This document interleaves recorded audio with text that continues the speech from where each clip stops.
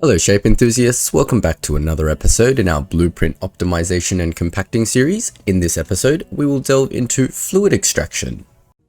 If you're anything like me, you're probably wondering, why is fluids any more complicated than shape extraction? It looks like it follows a very similar pattern, and you would be right, but with a little bit of a caveat. Let's go over to a fluid section and build ourselves a fluid extractor the best way that we know how, by starting off with a fluid miner. Now, in the fluid miner, it works very much like the shape miner, where one will extract fluid from one of these fluid asteroids, and it will activate one section of 4. On top of here, you can build yourselves a fluid in the shift to fluid building section. You can build yourselves a pump.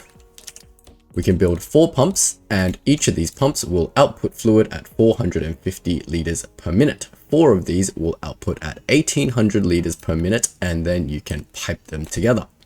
Very similar to the shape extractor. But what's different? Alright, first of all, let's get a fluid miner extension on this thing to activate the other 3, and then we can talk about the throughput.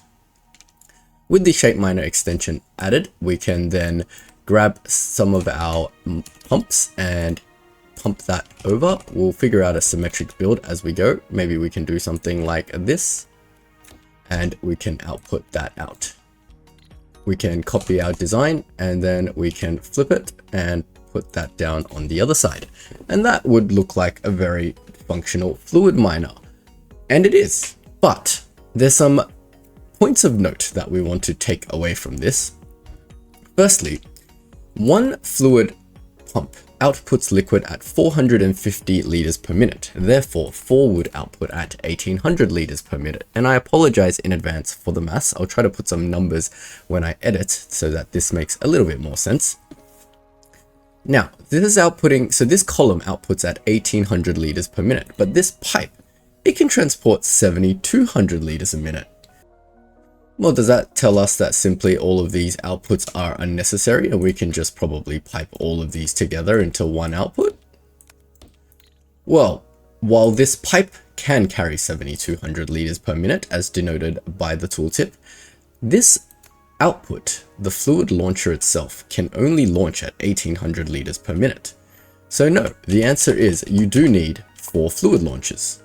Okay, so that makes sense. Then why can these pipes carry 7200 liters per minute, you might be asking? It seems a bit strange, doesn't it? That is just something you'll have to keep in mind as we continue this build. Now, to expand this to a level 3 build, we simply need to double it and triple it as we did with our shape miner, and we need to up the level that these output at. So if we get rid of that, we can bring a pipe over, we can up the level and then bring it out.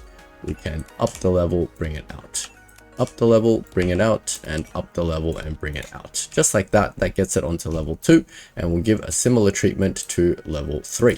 So if we get rid of that and get a pipe up the level twice this time and get it out, get a pipe up the level twice and out, up the level twice and out, up the level twice and out. Similar pattern to our shape extractor. Now we have a 3 sets of fluid miners outputting at 3 different levels on the ground floor, on the second floor, and on the third floor. Great. So we can pipe all these together onto one single space pipe. That should be simple enough, shouldn't it? Just like that. And voila, we have a space pipe. And does this adhere to our design principles? Well, our first design principle states that it requires full throughput. Is this getting full throughput, do you guys think? Well, let's have a look at our space pipe. Our space pipe says it can transport liquids at 7200 liters per minute. But wait, these pipes are outputting at 7200 liters per minute, but we're only getting 1800 liters of fluid, right? So each of these columns is in fact not outputting at 7200 liters per minute times 12. We're actually getting only 1800 liters times 12. What does that mean for us? Well, it simply means that when you're transporting fluids, you don't have to limit yourself to separate space pipes, because the spaces pipe's carrying capacity is 4 times higher than the output capacity of your space fluid extractor. That means in the end, you can actually take 4 of these and you can wire all of the outputs into a single space pipe. Do this as needed. You don't need to do this every single time. Sometimes you only need 1 output, but as you play the game and you start working with crystallizers and things that might need 2 lanes of blue, just remember you don't need to pipe these out separately. Like for example, if you're traveling a long distance and you say, oh, I need 2 lanes of blue, you don't need to pipe them out separately like this. They can share a lane. Such as this. You can actually do this.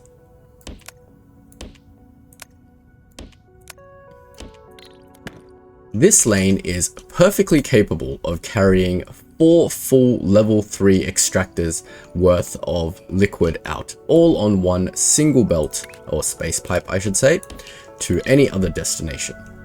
Just a little tip to bear in mind as you build these, use as necessary. But if you don't want to take my word for it, that is perfectly fine. I built a test bench over here to prove that fact. So if I take all my belts and I merge them, they should be carrying now 7,200 liters per minute times 12. In theory, we should be able to take this over here and split this back into 4 separate belts of 1,800 liters per belt, right? So if we split it here, and just to be safe, I'm splitting this evenly. I don't know if the game is clever enough to be able to handle the split if I just split it 4 ways like willy-nilly, right? So I'm going to split it in half and then split it in half again, just to be extra safe. So that way we can pipe these in to our desired areas, ensuring that we're perfectly getting a 50-50 split here and then another 50-50 split here, rather than some weird wacky thing the game may do and trip us up. We have a completely saturated belt. Let's prove that. We have taken a level 3 fluid extractor. We've done that 4 times to output 4 belts of 1,800 liquid. Then we've merged all 4 together to get our fully saturated 7,200 liters by 12. Then we're re-splitting it out into 4 separate belts, and let's see if that 4 belts can service these 4 painting arrays at maximum capacity. We can let this run for like a minute and then we can see.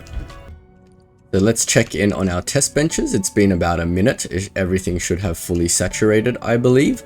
So let's have a look. Our first one looks pretty much gapless. Our second one looks pretty much gapless. Our third one looks pretty much gapless. And I think our fourth one also looks pretty much gapless. So guys, use this technique when you're transporting fluids. Don't be like me in my Let's Play where I transported each one of these belts individually. You can merge up to 4 fully saturated, well, fully output saturated space belts into a truly fully saturated single space pipe. With that being said, we do have a single unit of this blueprint, which we can take somewhere else and save it as our functional blueprint. And we can assess it, whether this thing meets all of our 3 principles of design. 1, does it fully saturate a belt? Well, I explained about the saturation thing. It doesn't fully saturate the space pipe part of it, but you can just build more and tack that on top of itself to do that, up to 4. But it does fully saturate the output. Is it looking good and clean? I believe it is definitely looking good and clean. Is it compact? Well, I don't know how to get this any smaller. If you do, please let me know in the comments. Hope you enjoyed the video, and if you learned something, you can leave me a like and subscribe.